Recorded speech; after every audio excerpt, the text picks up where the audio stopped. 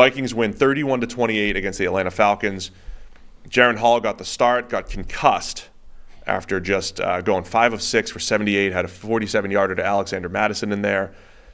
Gets hit pretty hard on the scramble. Jaren Hall, concussion. Joshua Dobbs, who they just traded for as an insurance policy for Kirk Cousins earlier in the week, comes in, and Dobbs does it again, man. Short playbook. I mean, there's also, I'll let you break down the whole story and everything, but Dobbs, I mean, it wasn't perfect. There were some ugly plays in there. Dude was, fumbling and whatever, but just unbelievable down the stretch to lead the comeback against the Falcons. So the Vikings started 0-3, now moved to 5-4. Falcons fall to 4-5.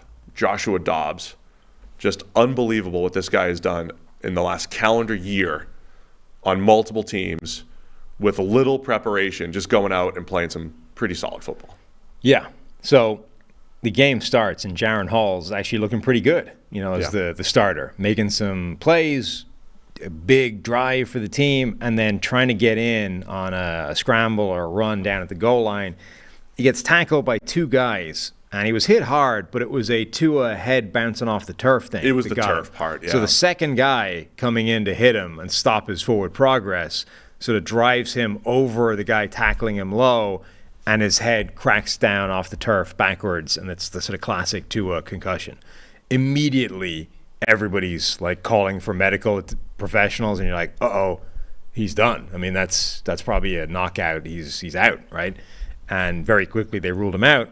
So Josh Dobbs is in. Now, this is Josh Dobbs' 5th NFL team since week 15 last year, right?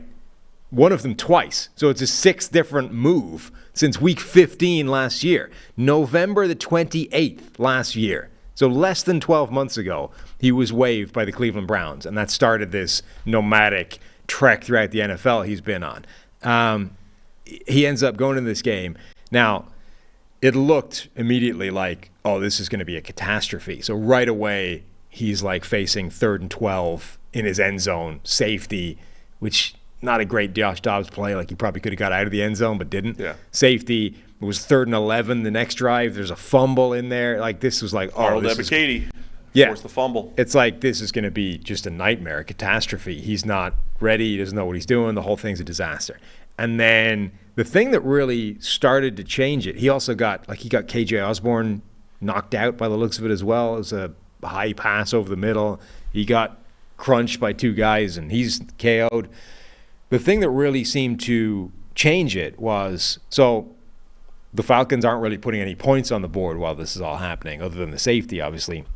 But there was a crazy scramble that Dobbs had where I forget where the ball started off, but pretty close to the goal line. And he ends up backing up all the way to the 32-yard line before he starts moving forwards, and ends up getting all the way around the corner of the defense, tiptoeing down the sideline, diving, picks up a first down on this play where he backed up all the way to the 32, then gets a touchdown.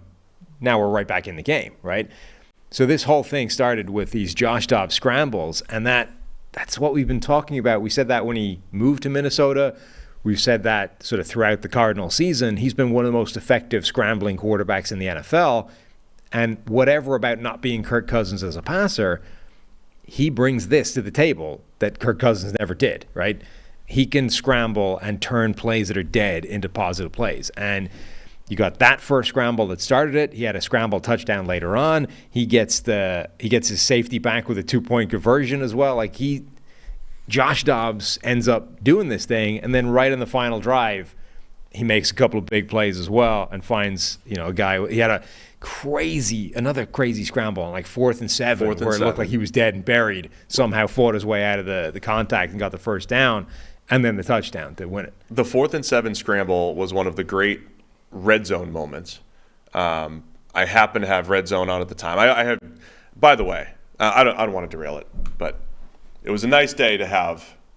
The multi-view had the right options yesterday to have the 7 games plus red zone. But I was on red zone for that. At the same exact time that Dobbs was converting a 4th and 7 scramble, Baker Mayfield was converting a 4th and 3 or something scramble on game-winning drive attempts. It was a great red zone moment. And great, Scott Hansen does such such a great job, like keeping the energy and just directing the action across all the games. But Dobbs' 4th and 7 scramble, at the same time Baker Mayfield had his.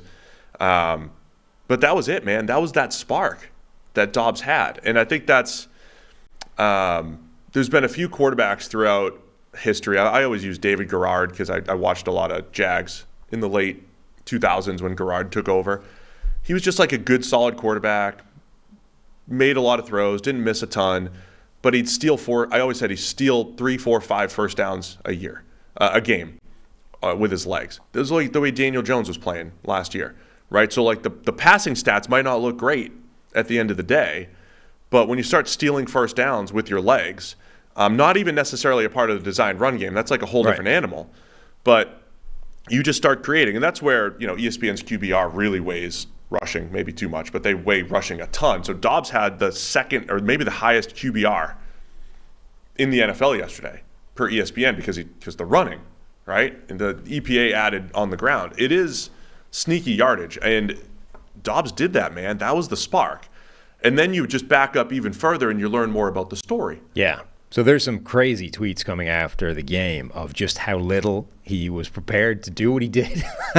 You're like, he's been there a week. And I'd been saying I wouldn't even bet the farm on Jaron Hall starting this game. Dobbs has come in a short week before and the rocket scientist and the 5 different teams and yada, yada. Like, he might start this game. Apparently, not only was he not going to start this game, but they hadn't even considered the idea that he might have to go in. So Kevin Seifert tweets, incredible stories from Vikings locker room today. Josh Dobbs didn't take a single rep with the offense in practice. Now, that doesn't specify first team offense. That says didn't take a single rep with the offense in practice. Maybe that's just bad wording. But anyway, no snaps from Garrett Bradbury, had never thrown passes to anyone, and didn't know most of their full names. And it says that's for next week. And then Alec Lewis says, unbelievable. Josh Dobbs said that the Vikings head coach, Kevin O'Connell, was essentially translating calls and mapping out plays mid-huddle as the play clock is ticking down. O'Connell called Dobbs' ability to handle it one of the most impressive things he'd seen in his career.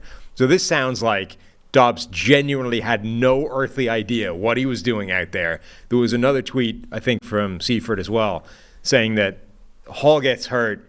They're like, he's out from the game. They quickly sort of huddle on the sideline and run through their principal cadences for Dobbs. They hadn't even heard his cadence before. Right. So he not only was he sort of not, fully prepared to go, he seemed to have no earthly idea what he was doing at all.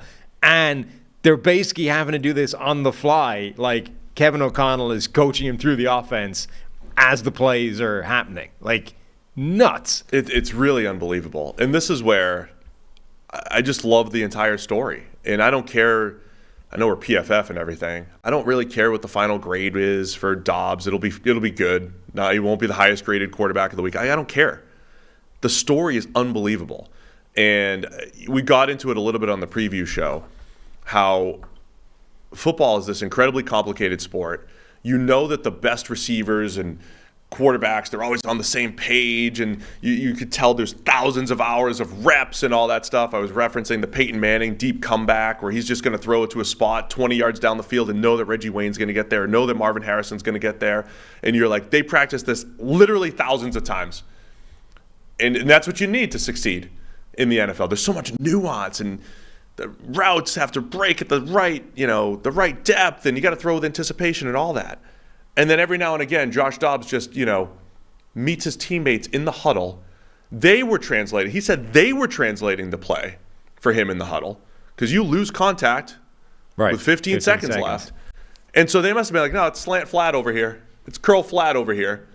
And it's like, at what depth? I mean, I don't know, standard playbook depth, I guess. Like, how do they do that? It's so, as a non-quarterback here, it's just very impressive to me that they could even pull that off, right? Knowing what it takes to actually run a football play, right? To know what everybody's doing, the exact depth, the timing of your drops, where everybody's going to be, with dudes bearing down on you and the whole deal. The fact that they could even run a play, never mind lead a comeback, is just so impressive to me. So what Dobbs has done, kudos, man.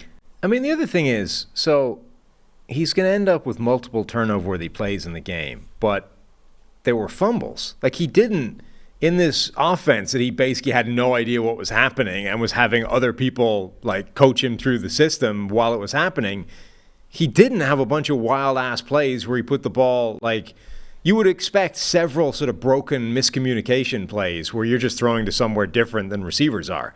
And he didn't. Like, he didn't actually have a bunch of those plays at all. He was reasonably careful with the football in passing terms and then added what he added from a scrambling point of view. Like, an adjusted completion rate of 69% in an offense where you don't actually know what's happening is quite impressive.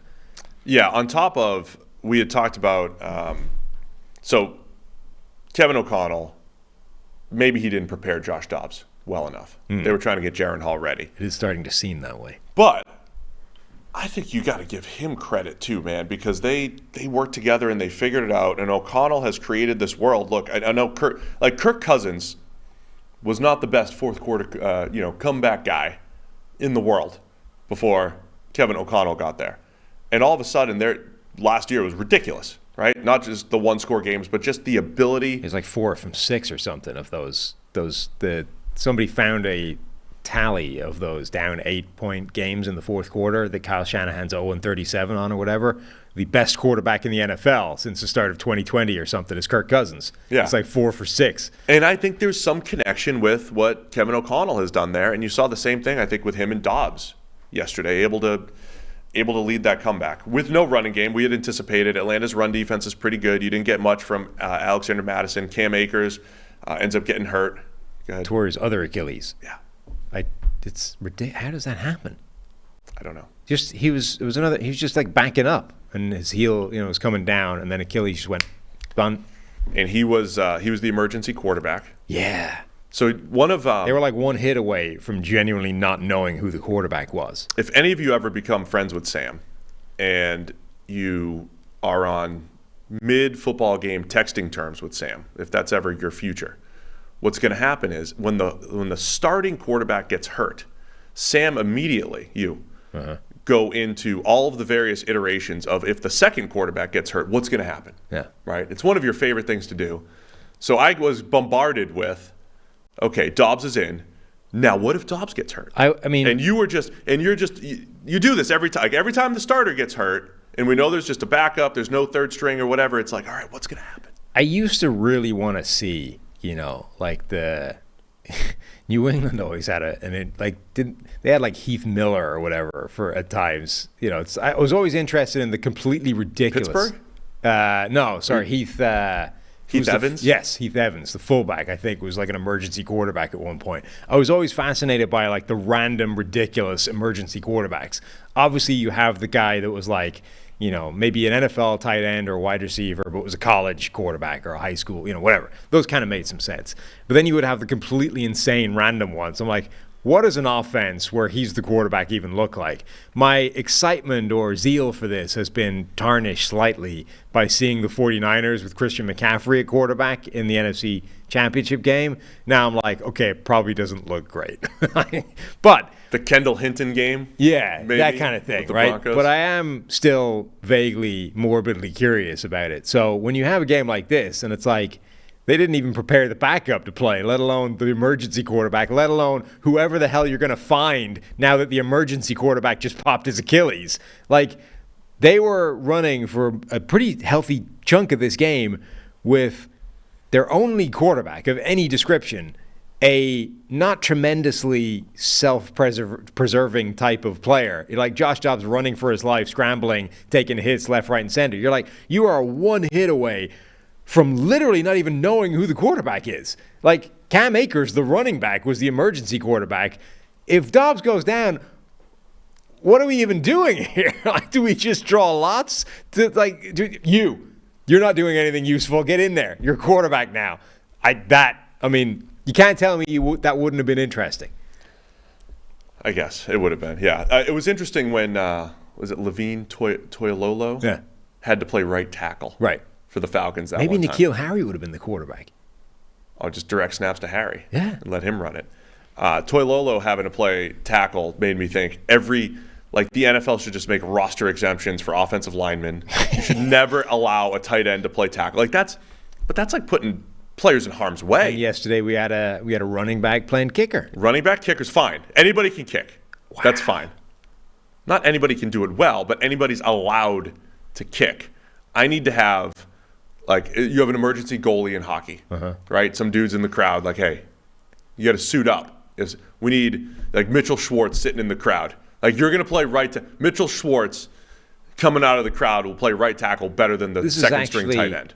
The guy in the crowd is a player or just somebody has to explain the emergency goalie thing, but it's like, I don't know. The dudes, I don't know. They grab, like, beer league goalies and stuff. But the guy is actually like some form of recognized goalie. He's not just like a dude. Correct. It's not just you. Yeah, but it's from like the local, hockey rink. Right. He's in the over 30 league and he can at least, move around on skates.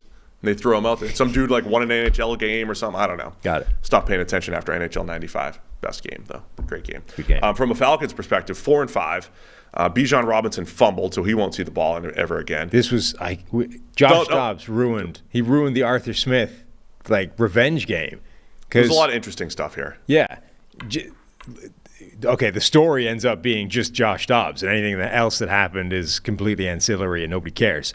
But there was a point where Bijan Robinson had fumbled, having not been a part of like a key short red zone, series. Jonnu Smith catches a ball and rumbles like 60 yards and scores a touchdown. Like, Arthur Smith was busy on the sideline, like, composing his put down to the reporters in the post-game media scrum. Like, now what do you think about throwing the ball to Jonnu and not giving the ball to Bijan? And then Josh Dobbs goes out there and ruins his day. Jonnu also got stuffed on a jet sweep on the goal line. Doesn't matter. He scored the run after the catch touchdown. That's my point. And by me, I mean Arthur Smith. I know the fantasy people hate Tyler Algier because he is one of those people it's just by default because he steals Bijan carries. But Algier was legit down the stretch. He was a terrible start. But he had some really good runs down the end. And what looked like the game-winning touchdown for the Falcons, running hard, breaking tackles. Algier is good. Their target list, the Falcons, is just fascinating. So, led the team in targets, Kaderil Hodge. Because Drake, he's kind of sneaky good. Drake, he's good in that. Who's the guy in the Jags that always seemed like he was good? The receiver in like 17, 18. It's Hodge. Drake London, sneaky good. Not playing. So an already absurd, comical distribution of resources was going to get even more ridiculous this week. So leading the team in targets, Kaderil Hodge. I don't know what he's had heading into this game, but it's not many.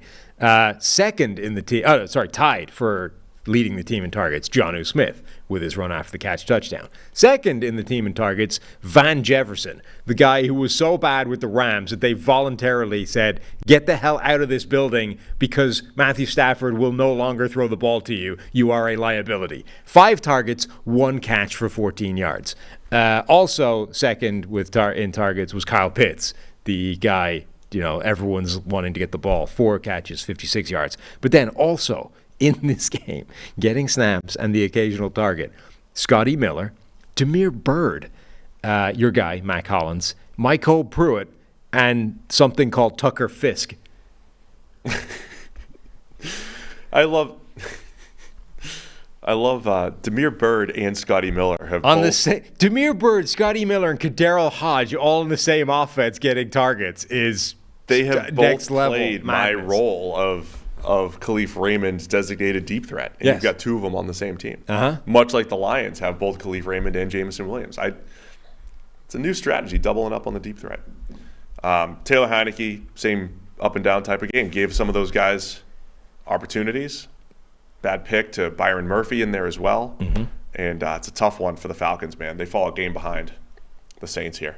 Yeah, the problem is that Taylor Heineke doesn't seem like he's going to be an upgrade over Desmond Ridder, at which point all you did was change quarterback.